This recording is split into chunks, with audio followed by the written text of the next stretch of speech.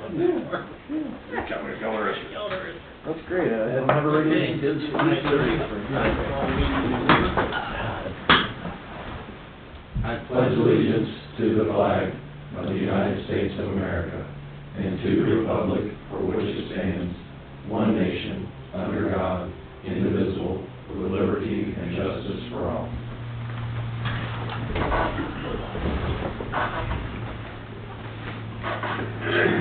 Any public comment this time? Thanks. Is there anything that you would like to have removed from the consent agenda? No. Russell, fiscal officer report. Just a quick note that we had a batch of checks that got lost in the mail from the 27th, so if anybody complains to you about not getting a payment, we're working through that. That's it. Okay. Things happen. New business, we have resolution 5572, a resolution authorizing the township administrator to incur obligations greater than $10,000 on behalf of the township and dispense with second reading and declaring emergency. Okay, there's 3 items on the obligations resolution. One's a police item that's routine annual contribution to the drug task force. There's 2 expenses. One is for expending road grant funds for the Knox Box project fire department's undertaken the last few years.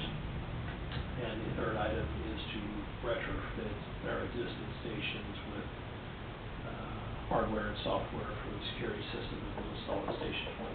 So everything will be on the same platform. If you have any questions specific to that, please ask the chiefs or all 3 of those things. Chief? Do you have any questions that you have any answer? Okay. I don't have any. I think it's great that we're getting those alarms though. Yeah, that'll be the key card, all be the same process. Yeah. Okay, so motion to pass 5573. Two. So moved. Second. Mr. Mearsclaw. Yay. Mr. Gabbard. Yay. Mr. Wade. Yay. And we have 5573, resolution authorizing a contract with Board County Engineers Office for the bidding of the road salt for 25-26 season and dispense with second reading. It's worked out well. Yeah. So motion to approve 5573. So moved. Second. Mr. Gabbard. Yay. Mr. Mearsclaw. Yay. Mr. Wade. Yay. And the police district would like to change the date for National Night Out. Yeah, August has been hitting us pretty hot. The crew up there have asked if they could postpone that till September 5th. There's more PDs now that are getting involved in the National Night Out. So we're all buying from the same vendors and the same, like the SRT team when they come do their split display. And we've been having to get in the line for the last 2 or 3 years. So a lot of places are starting to separate out and use different dates so we can get away from that. So it'd be a little darker sooner, so we will probably knock off an hour runtime that night. Last hour we're usually out of food anyways because they wipe it out the first few. So they like to try to move it to September and see how the heat goes and get some of our vendors back that we've been missing out on having to play games with them. So. Okay. Is there a motion to approve the change of the night for National Night Out to September 5th? So moved. Second. Mr. Mearsclaw. Yay. Mr. Gabbard. Yay. Mr. Wade. Yeah. Anything else, Chief? Fire District, we have a recommendation to accept the donation of $100 from David and Marcia Colvin in memory of Chester Park. He put in his obituary in lieu of flowers to make donations to the fire district. Very nice. So motion to accept this donation. So moved. Second. Mr. Gabbard. Yay. Mr. Mearsclaw. Yay. Mr. Wade. Yay. And as Matt had mentioned, there's a recommendation to purchase annual software subscription. Oh, this is that. Simulate. Is that it? Just iSimulate? I simulate reality. Reality 360 EMS training program, along with the necessary equipment for the total expenses of $8,500. this is an item we budgeted for this year out of the training budget to, it's essentially an iPad that goes on our, like, PAC monitors. Yeah, I read And that. it's someone, and it's make it look like a real, EKG strip to give the guys. What we currently have is pretty dated, so it doesn't necessarily teach them as well as it could. So this will help with that. Is there a motion to approve this purchase? So moved. Second. Mr. Mearsclaw? Yay. Mr. Gabbard? Yay. Mr. Wade? Okay. And planning, anything else, Steve? Planning and zoning, we have, like that discussion about the resolution, that for the noise resolution, and just talk about that. Yeah, so at the last public meeting that we had regarding, there was some discussion about where should be decibel speed at nighttime and during the day. So what I put together was a matrix, so to speak, of where things are as a starting point. Ultimately, when we started, we had things at the low end. 50 decibels equates to a quiet suburb, conversation home, moderate ringing. And then you have 60, and then you get to loud noise, which the lowest level is 70, traffic on the street, vacuum, washing machine. So that's where we had the bar. Doesn't mean that's where the bar needs to remain, but that's where we started at for discussion. What I have as examples is based upon the 6 decibel rule, that for every distance that is doubled, you decrease the units of measurement by 6. So based upon, at the property line, if we did a measurement, you have a reading which gets you down to the below or at 50. So during the day, you would know what a distance could be from a property line to a house, property line to another adjoining activity, and the like, to decide where that number should be. And then finally, I was able to get readings for what exists for the Spartan Supply Company. Part of the discussion from another individual was, hey, we're getting noise from Spartan Supply. How should it be? What's going on? Currently, as drafted, they would be exempted from the noise resolution from 7 a.m. to 10 p.m. And then from 10 p.m. to 7 a.m., they would have to conform to a 50 decibel reading. When they had their grinder in operation, loading it from 2 sides, I was able to measure at the northern boundary an 85.8 decimal reading. So it is making noise, but it's making noise that exists at that distance. And I did some other measurements from the surrounding areas, north, south, east, west, to get an understanding. So I want to just bring these numbers to your attention, and then you can start talking about what you felt was appropriate to modify if you felt it needed to be modified. As you say, you did this, where you did it at on the north side? Yeah, so the way in which the grinder and the docks are, they're on the northern part of the property. So the noise spreads further to the north. It also then fans out, so to speak, east and the west. So I got measurements at those locations where you'd have the most impact. Also did measurements next to the buildings when they were completely shut. So if there's an exhaust vents, you can get some measurements also. And then from a staff perspective, it's probably better to do measurements from a property line than from the noise source, which was one of the individuals said, hey, we need to do it from the actual source of the noise.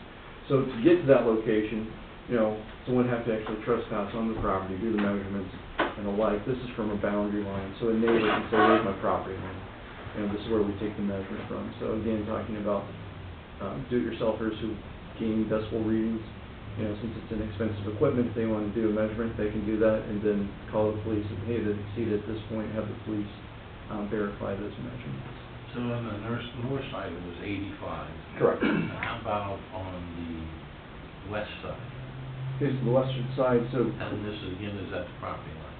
65? Yeah, so 65, the property line would put us approximately at the Middletown Road stub, doing the measurement. So, and that was during, like I say, it was 1 o'clock in the afternoon while they were getting things done on the property. We're not singling out Spartan Supply, but since someone brought testimony Oh, no. speaking specifically Well, about it. I've been out there, and I bought skids from him, and it's loud as heck. Yeah, but to get an understanding about, okay, this is, if we're going to do something with noise, for comparison where things exist. Mm-hmm. No, Go ahead, I was just... No, waiting for Mr. Williams. okay. How about, did you happen to go up where the lady was concerned about the heavy equipment with the beeping from the backing up of the skid steer? I did not. We did use an example from the road department. Their skid steer has a decibel reading, it's 95 when you put it in the 97. fence in. Yeah. 97. That was right at the source, right? Yeah, that's right at the source. I'm going back up. We just happened to put one on it and I sent it on the box.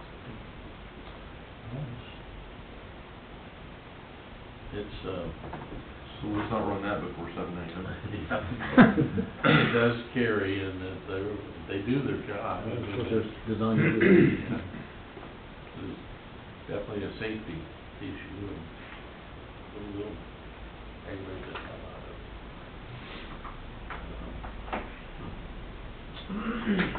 Well, okay, my question would be, so, and I'm sure our counselor has dealt with this, so in Norwood, I'm sure that they've had, in fact, I think you mentioned Norwood maybe, now, as where they've had some same issues going on. And did you do this similar process and have somebody go out? Done it for, aware of it being done in Indian Hill representing a private client, having somebody else had it done for Blue Ash because that had conflict in that case, having heard about it in other jurisdictions, including Silverton. You've got a couple of the options where, you can actually hire one of these experts to come out and it's, $3, $4, $5 grand. You do what Mr. Palmer's doing, and it moves from, the decibel level goes down every so often, as Mr. Palmer pointed out. So, yeah, you can do all these studies to find a number. I do think the number is easier to enforce or not to enforce, frankly, because it's right there, versus what's reasonable. You'll never get that agreement. That was clear. That's been clear in the Hidden Valley thing, and that's been clear here with folks, where you had some people saying, that decibel's not loud enough for, our ordinary neighborhood activity. So, it's a tough call for the board, because on one hand, you want people to enjoy their property, on the other hand, you want people to enjoy their property in a way that doesn't, endanger or annoy someone of reasonable sensibilities. That's not my term, that's the law's term. Somebody of ordinary sensibilities, you wouldn't listen to them either, so. Did that answer your question, by the way? I'm a lawyerish stuff. I know, I was gonna say, halfway through that, I thought, boy, I'm going around the He's block here. falling asleep, so I'm Going around the block. Yeah, Yeah, sorry What about was that. that, Bill Boy? I realized I was going around the block. Smith, that's right. What year will also reach you talking circles? Lawyer speak for it's on us. Yes, we've done it. The answer to your question directly is yes, we've done it, and you can do it even more extensively and pay a lot more money. And the experts are actually up here, at least the one they used in Indian Hill is, I forget, in Springville, I believe.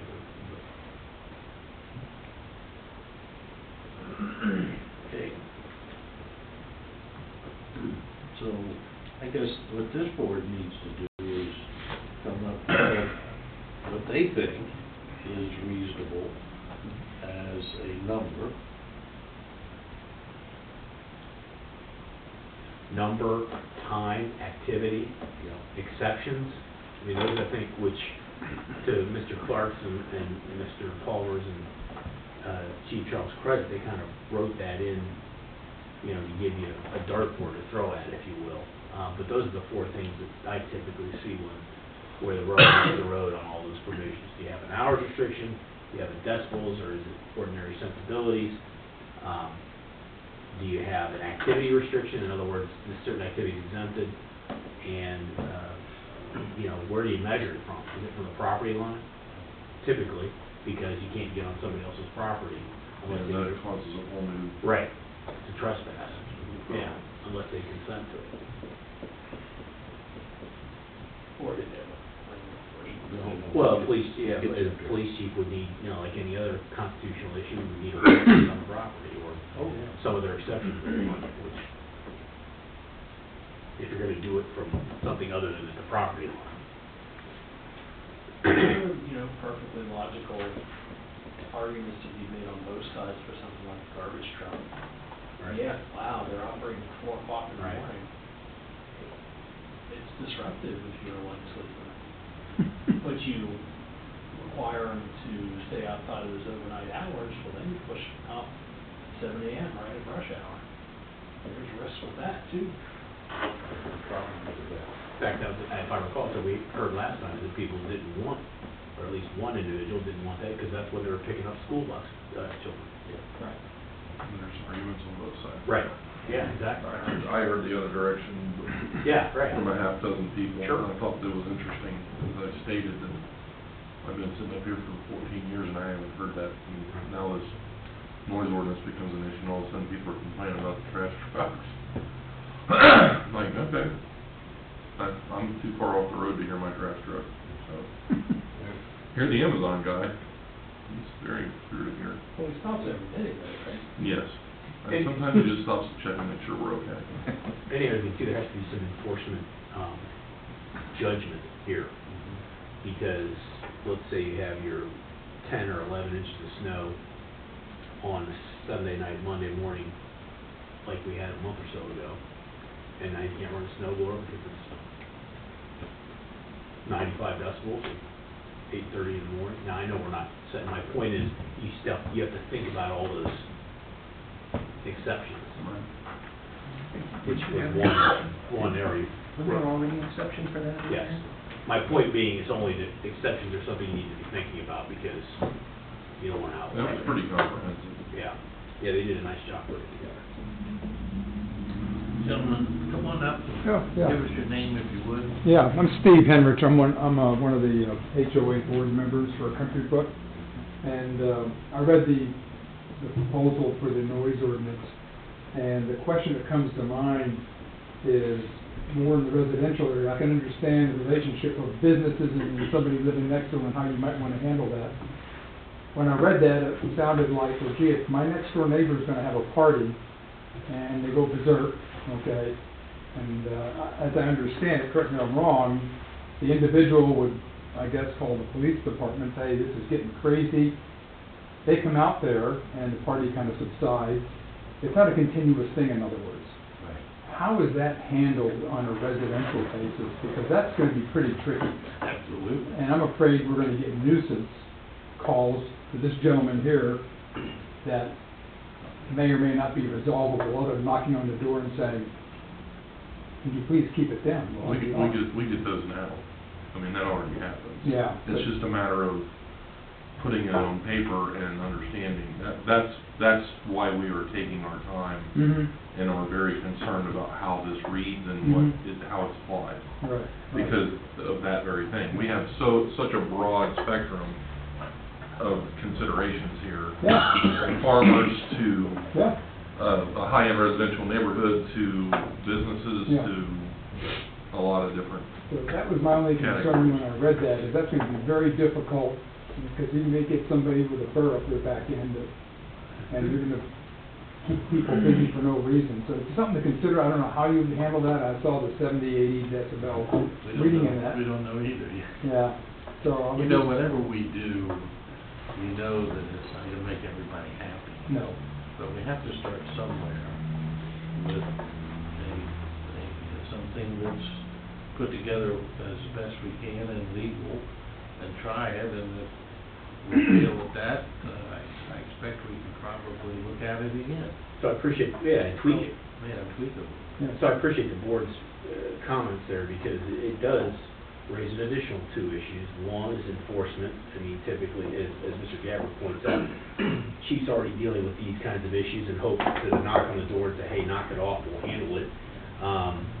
That's why I think, in my view, decibels is a better way to enforce it, an easier way to enforce it, because the chief sends somebody there, and, well, it doesn't sound bad to me. I mean, cases get won or lost on the officer going out, and, you know, the neighbor complaining, the officer saying, oh, it wasn't that bad to me, and the courts go, well, it wasn't that bad to the officer, it can't be that bad under the ordinary sensibility standard.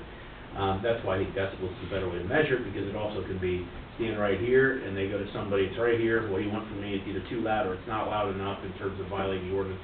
or the resolution rather, off we go. And the other thing too is that people need to know is they have private nuisance options. They can consult a lawyer, and that is outside this board's, with different proof requirements. And if they think that folks are being a nuisance, then that's what they ought to do. And it's a lot easier to enforce that with respect to their own lawyers, and the proof is less.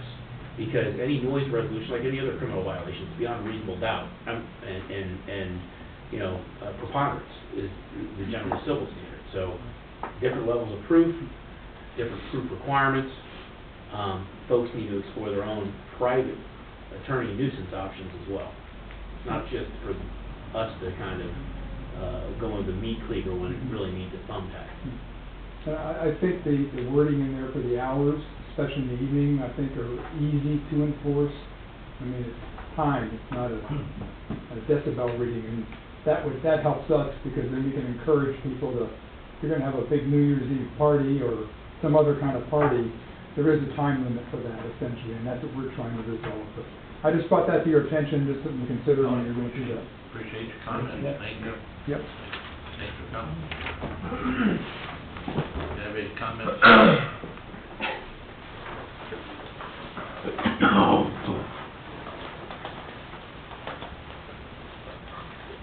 My name is Charles Sweet, I live at 6536 Report. I was just speaking, I think the decibel reading is helpful. It gives us something to work with.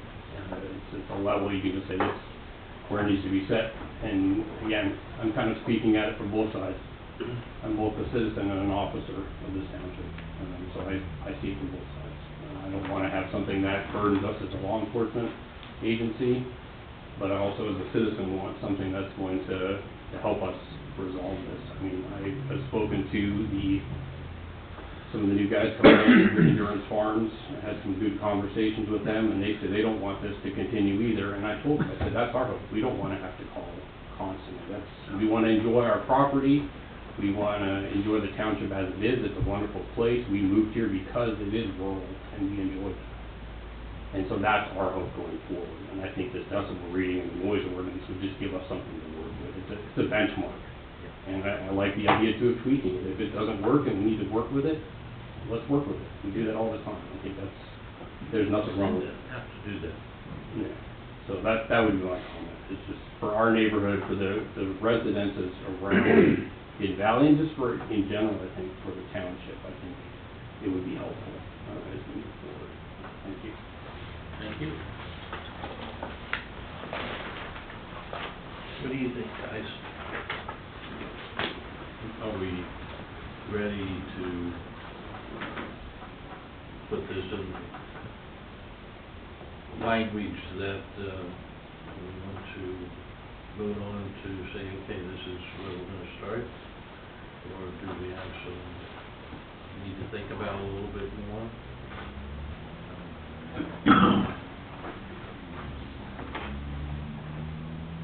I think one of the things that we can pigeon off would be lawn care, lawnmowers, snowmobiles. This is reasonable stuff, and we don't need to be measuring decibels if somebody's mowing their grass or snow on the driveway. That needs to be set aside because that's normal and reasonable. Do you think that's up for an exception then? Yeah. Yeah, it is. That's not in our package this time. Yeah, I mean, it's currently drafted. Sounds generated by animals, tools, equipment, or motor vehicles when in active use for lawful agricultural purposes. You have the operation of power tools, equipment. Yeah. Or yard maintenance tools Yeah. or equipment. Yeah, that's already accepted out in the current draft. Unless you feel that you wanted to do it after 10, you wanted it to be Right. an exception in the sense of it should be louder after 10 so that I could do these activities, and we start tweaking there. But it's a normal, and again, I think something just for tonight, for us all being back on the same page, is a person shall make, generate, permit, or allow loud or ruckus noise in the corporate unincorporated territory of the township in such a manner to disturb the peace and quiet of surrounding properties, otherwise detrimental to individuals' life and health. So it's an expectation, you're making something that's, if we're gonna say is ruckus, noise there, it's something that's there, and we define that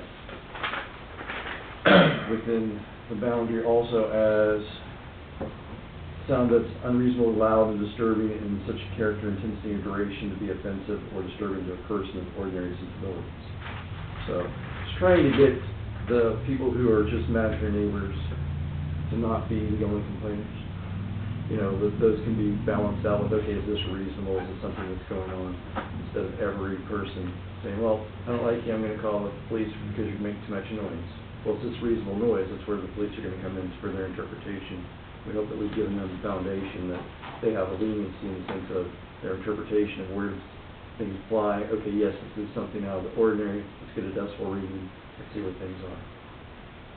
But starting points are what we're trying to figure out.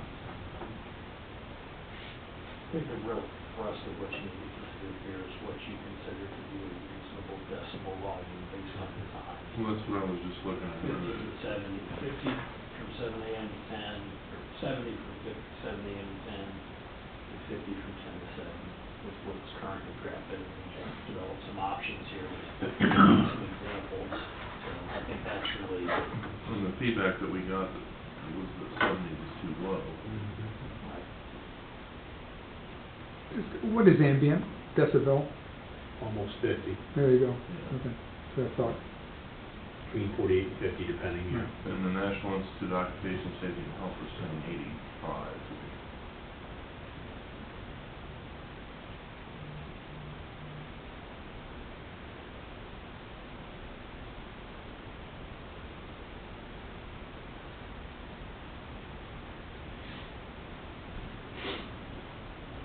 Well, like I said, we try what we think is a good spot to start. See what becomes of that.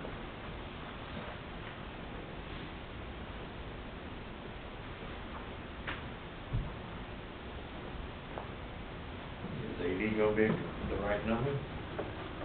Say 80. How much louder is 70 to 80? Is it 10 times? Well, it's actually, it's a logarithmic scale, so it's actually, Here we go. Well, in that discussion, you know, currently it's 70 at the starting distance being 6 inches from the property line. At 5 foot, the 70 would fall down to 50. If it was 80, it would take it to go beyond 10 foot, so between 10 and 20 foot to hit the 50.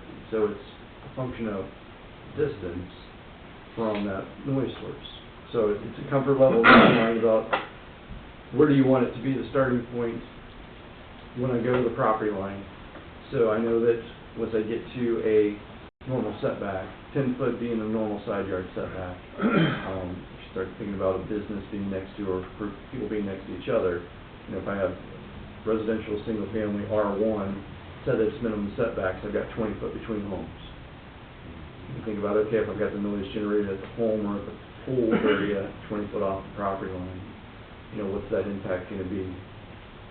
Along with what we've talked about, you know, with distances for, I'll just bring up Spartan Supply, you know, I'm at a distance that rear that was over 100 feet. And I had 85 as the measure. You know, so I don't think there's a right or wrong. I think it's what feels right at this point as a starting point. Unless you guys truly are said, no, this is way too much, way too low.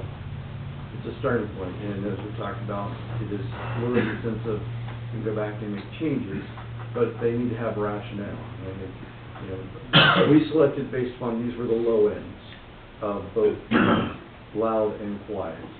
But doesn't mean that's where it needs to be. Others have done it at that level, but if we're saying it needs to be more because we feel that X, Y, or Z, then we feel X, Y, or Z.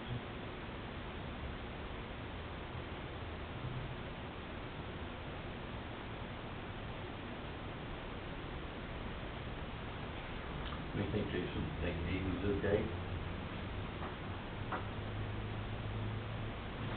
You could read my mind. I mean, I think 80 or 85 makes sense. I do want to explore through investigation the timelines of the garbage pickup, just from Rumpke and Waste Management to find out what they are currently. Because I've now heard from people saying 3:15. That's accurate. They come at our home at 3:30 in the morning. Yeah, they hit us about 5 a.m., at least down my street. Yeah. My house, which I'm rural, but they get there anywhere from, they start at 5:30. Mine's usually around 5. And then again, the next week they may not come until 9. And some weeks they don't even show up. I mean, I don't want to adversely affect. So on the average, let me pull that one out. Once a week. I mean, we want to be smart about it, but I think 3:30 in the morning is not acceptable either. I think there's got to be a happy medium somewhere. 3:45 is a number I heard from the folks in Woodland Greens. And I get they're trying to avoid running into buses, but Stokes Reserve at 3:30 is not going to run into any buses for another 3 hours. So let's be realistic too as well. So let's investigate that for maybe tightening up that timeline a little bit. Sure. Are we gonna have a special carve out? We may have to. Okay. I mean, it's usually called out that way if there is one. Yeah. Correct? It's the pleasure of the board. Glad Yeah, to do it. and right now, which Well, that's why they always ask. Yeah. I'm not crazy about it, but if that's an issue, we gotta address it. Because we're not getting smaller. Well, they're smart about it now too, because when you pick up the phone and you don't have a noise resolution, the first question they ask you Sure. when you call Rumpke, do you have a noise resolution? And if you say no, all they hear is wah, wah, wah, wah, wah, wah, wah after that. Yeah. So, They're running down my street at 3:15 in the morning, which, Don't we have a contract with Rumpke for our facility to do. just for the facility, but for them to be servicing the township, do we have any kind of document with them at all? We've had lots of conversation here and on the county level and committees I've been on about the time for trash trucks to come. And I thought that we had, which maybe we just said this is when we'd like you to come. I was calling the bid documents that might have had that. We in did it. try to investigate single hauler options, which is allowable by the statute, but ultimately we rejected those bids. Rumpke's more price and being non-responsive. But, no, there is no particular agreement that we have based on time. This right here would be the mechanism to control time. Right. Gotcha, okay. Well, let's do the research and not set anything firm that we can think about where we're gonna start until we get some more information back on the times for trash pickup. And, Chuck, you say 3:30 in your neighborhood? Yeah, it fluctuates, but it'll start then, about 4 or something, it kind of depends. Is it once a week? Steve, you Yeah. said 5:30? Yeah, some of our neighbors get it Yours is twice, 5:30. but most of us. I'm sorry, I meant that, Steve. Oh, sorry. I'm sorry, what? 5:30 at Country Road. 5, yeah, and it varies, because a truck comes through for the trash, and then one comes through for recycling. right. So there's gonna be different. Yeah. You're talking Here, about go noise back one, yeah. And One based shows on, up, the other one doesn't. based on past experience, when you have a company as large as Waste Management or Rumpke, and you ask them to adjust a time, that could be incredibly disruptive, and they're gonna pass the costs on to us. Well, that's the rabbit hole. Yeah, right. Or move the day. Right. That's, welcome to our challenge. I think I talked about that last meeting. I don't wanna change my day. I don't wanna change my day either. Monday morning is a very convenient day for me. Absolutely. Get rid of all the weekend stuff. Okay, well, We can't take it to Lovely's anymore, like. Inside joke. Okay. We'll, do some more research. all right, well, some Just so- progress. He's getting ready to say, just so we're clear. Yes. So I just have a question. Okay. So we talked about the higher end. Are you still comfortable with 50 being the lower end at night, or does that need to also have consideration? I think ambient makes sense. I just wanted to make sure, Leave it we there. talked one, but Nobody said anything about the after 10 level, and all the comments that we Yeah, had. Ed stopped shooting his guns at 10, so it's. well, then we should be fine. Right? Usually. So if they still want it out, there's just More so. with the picture. Yeah, all right, that's what I just wanted to have clear. They won't hear it.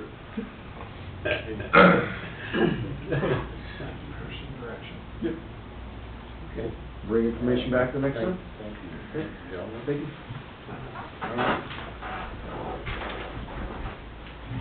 Anything else under new business? Okay, the motion to approve the consent agenda as presented. So moved. Second. Mr. Gaddy. Yay? Mr. Mearsclaw. Mr. Wade. Yay. And new staff updates. I had one thing from last week, I actually didn't talk to you about it before I brought it to the meeting, but no big deal. Spoke to County Engineer Kurt Weber on the phone about our first problem with the dedication of the road report. Had a relatively productive conversation with Kurt where I expressed the township's concern about being held solely responsible for fixing this kind of thing, and expressing that well, the township fully recognized that we have not accepted those roads. We do bear some mutual responsibility in making sure that it gets paid for the better of our citizens. But I had every expectation that the county commissioners, as well as the engineer's office, would also step up to the plate and, I don't want to say lead with us, but, Contribute. we're not going to bear the sole responsibility for that. That's No, basically what I was. When I talked to Kurt, I told him the same thing. The county commissioners are responsible for the bond and collecting of it. And then the other point that we discussed is that Mr. McGarry has in fact put the wheels in motion to start pulling that bond and reaching out to any heirs of the estate of Mr. Class. So we'll see where that goes, but Kurt did indicate that it started, so I apologize to cut you off. No, that's fine. Yes, they had a meeting, they have a meeting tomorrow with the prosecutor, and they said they're gonna move this along, and it should have been done before, because we all know that happens. Fortunately, it doesn't happen too often, but we have the developer died, mom's, everything went into an estate, and she's in assisted living. The son is living around, and he was involved in that, but from everything that Kurt has been able to understand, and me too, from some people that live out there, he doesn't have it. And there's nothing. And it is presumed that there's a family member is not in charge of Mrs.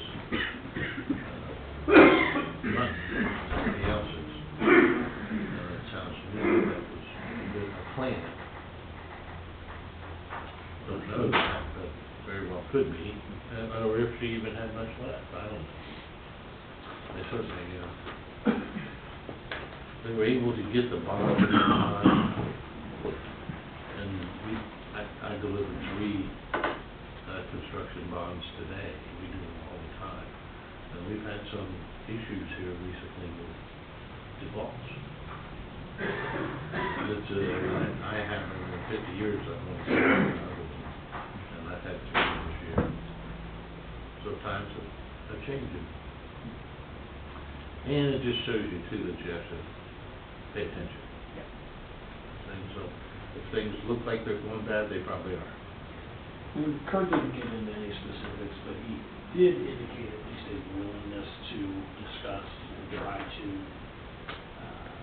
share the pain, so to speak.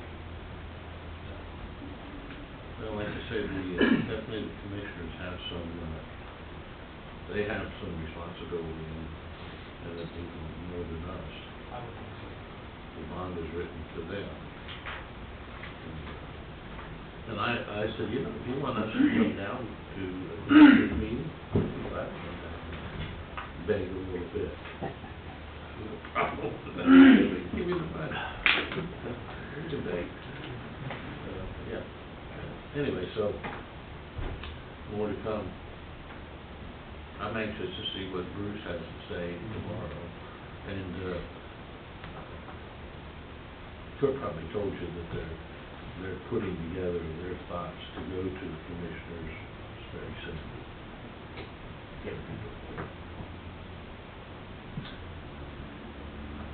Anything else? I did have one thing. I sent an email out about doing the ribbon cutting for Station 24 on the 24th at 1:30. Mr. Muterspaw sent me an email back asking if maybe we could do it earlier, closer to the end of the meeting time. So I didn't know for the group what this time would be more convenient. If you prefer to do it in the morning, You can buy them lunch afterwards, so that's fine.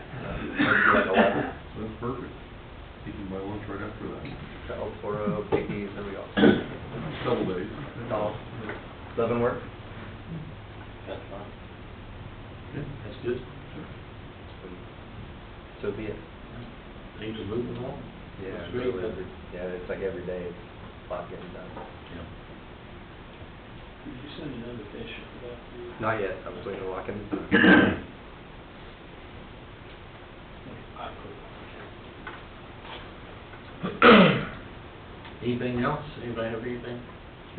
One other thing, Mr. Wade and the board, just want to let you know that the case out of Franklin County Court of Appeals, they confirm the use of consent agenda, and the board is using them. So there's been some challenge to that. I've never been concerned about the way we do it. The process has been vetted, but it's nice to know the case law is saying that what we do via consent agenda is correct and lawful.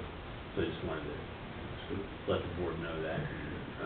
That's good. We're glad to know that you didn't guide us in the wrong direction. Yeah, there is a little bit of self-serving commentary there. I'll let that marinate.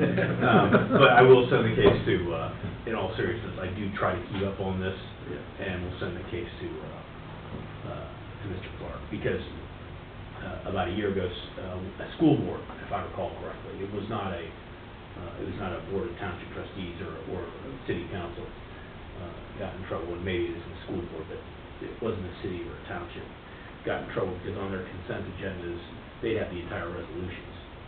And so they wouldn't even vote literally on the resolution at all, in the sense that individually they voted them all consent agenda, and the court said, that's a little too close to the line. But the way we're doing it, which we call out the resolutions separately, those are all posted beforehand. The only thing that's on the consent agenda are stuff that you would move by motion, and those are all listed on the consent agenda. And like we always do, first thing Mr. Wade does after we do the pledges, does anybody have anything you want to remove from the consent agenda? So we were doing it all the way. We've done that. Yeah, we were doing it all the way that court recommends. We have never done a resolution on that. Right. Yeah, no, and then I wouldn't advise that. I'd strongly advise against that. So anyway, I'll send Mr. Clark the case we have in the file, and off we go. All right. Is there a motion to Thank you. adjourn? So moved. Second. Mr. Mears. Yay. Mr. Capron. Yay. Mr. Wade. Yeah.